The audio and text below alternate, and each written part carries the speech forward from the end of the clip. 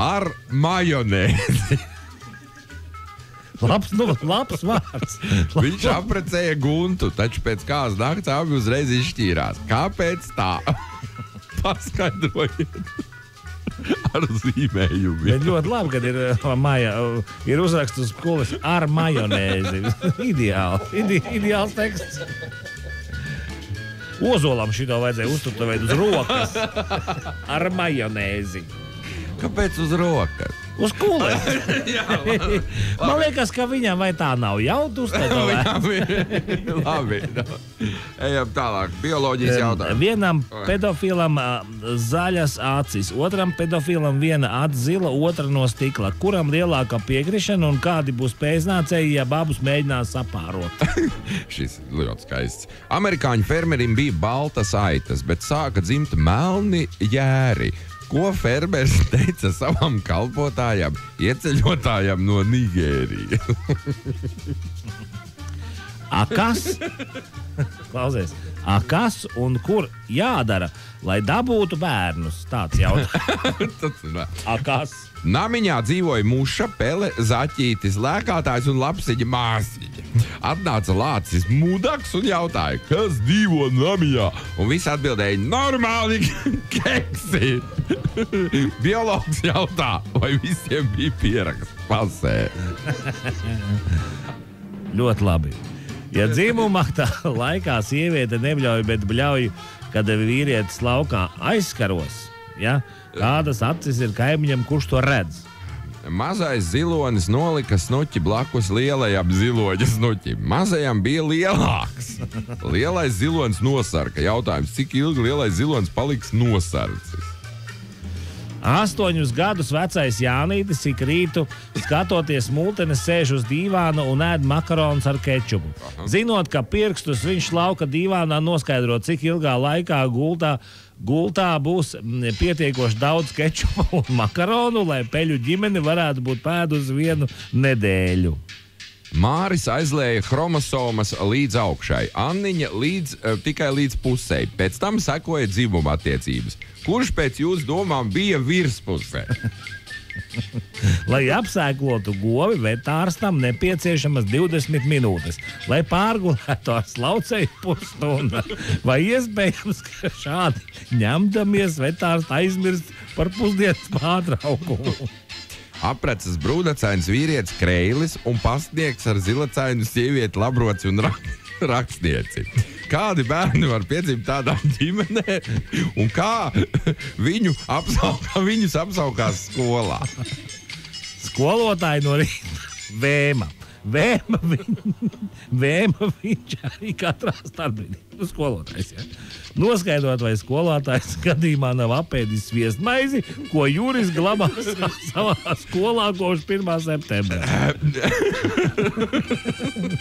Lauksaimnieks Leopolds izskatās pēc kumodes. Ar ko tas izskaidrojams? Tādu vienkārši jautājumu. Marijas tante nosauca onkuli Koļu par āzi. Vai tādā gadījumā ir normāli, ja koļājas kūtiņas kopojas ar kazu? Par to pašu. Kādā lauku sētā suns Tobis izdrāza kaķeni Murku? Vai reāli, ka piedzims pēcnācēji, kas paši sev uztrieks kokā? Lai noskaidrotu skrejvaboles dzimumu, Kārlēns to velk starp zobiem. Apgalvodams, ka ja vabole aizķersies, tā ir tēviņš, bet ja nav ar ko aizķerties, mātīte. Vai Kārlēna teorija ir pareiza? Aklās zarnas piedeglis cilvēkam ir neliels, turpretī trušiem ļoti liels. Kā trusis to nesā? Čemodānā vai mugursomā? Vilku suns cēlies, sakrustojot savaļas vilku ar mājas suni.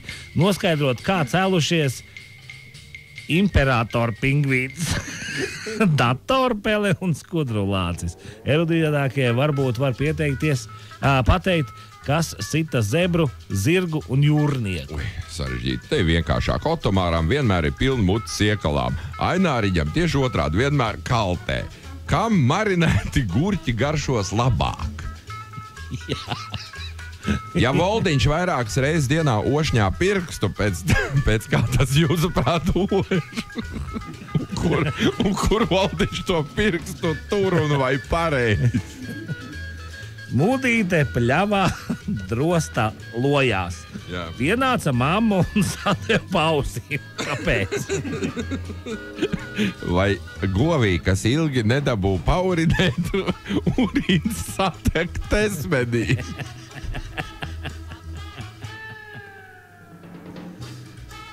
Gā Mendelis, ja? Gā Mendelis pirms sāka visiem rādīt savu fenotipu un stāstīt, ka tas nav nekāds genotips. Ja? Jā. Kāpēc Mendelim bija tāds Mendelis? Heterozigotu īpatni pēc fenotipa nevar atšķirt no homozigota. Tā kāpēc vajadzīgi divi tik sarežģīti vārdi, ja atšķirības nav nekādas? Lavīze no Naukšāniem saēdās maitu un dabūja skrējumu. Skriedama viņa atcerējās bērnību un apraudājās. Vai no raudāšanas skrējamais apraujas, vai tieši otrādi? Jā. Divas vardes kurkst ar muti, trešā ar pakaļu. Ko pirmās divas vardes nodarīja trešai pirms viņa? Arī kurkstēja ar muti. Jā, šos abus lūdzu. Egīls vēro zivis zupā 2 nedēļas. Tās nekustās. Kāpēc? Anniņa kāp kokā, bet bite tā iekoda pakaļā. Kāpēc tieši pakaļā? Dīgļa attīstības gaitā šūnas nepārtraukti mitotiski dalās, bet to lielums un forma atgādina zigotu. Vai mūziķa Dīglis kādu reizi neizskatās arī pēc pagota vai bungu komplekta? Zanītei bija iesnas. Pēc dažām dienām iesnas piemetās arī Rūdītim, un dienu vēlāk arī Zanītes vecākai māsiņai, kas dzīvo citur un ar jaunāko māsiņu nemaz nesatiekās. Kā noskaidrojās, iesnas bija tās pašas šķirnes, tumši pelēkās. Kā var izskaidrot augstāk minēto iesnu ceļu? Ļoti sarežģīti, protams, ja? Nu, man ir ekskluzīvs variants, klausies. Robis sasita galvu un kopš tā laika nesā sviestu žaketes kabatā. Renāte arī sasita galvu un tagad nesā krūšturi uz muguras. Kas notiks, ja viņa apprecēsies? Jā, nu šodien, man liekas, mēs nosvīdām. Jā, bija labi. Paldies. Bioloģijas uzdevumi izrādās, ka ir vārēni un tiem ir nākotne. Misters Rū šodien tiek nominēts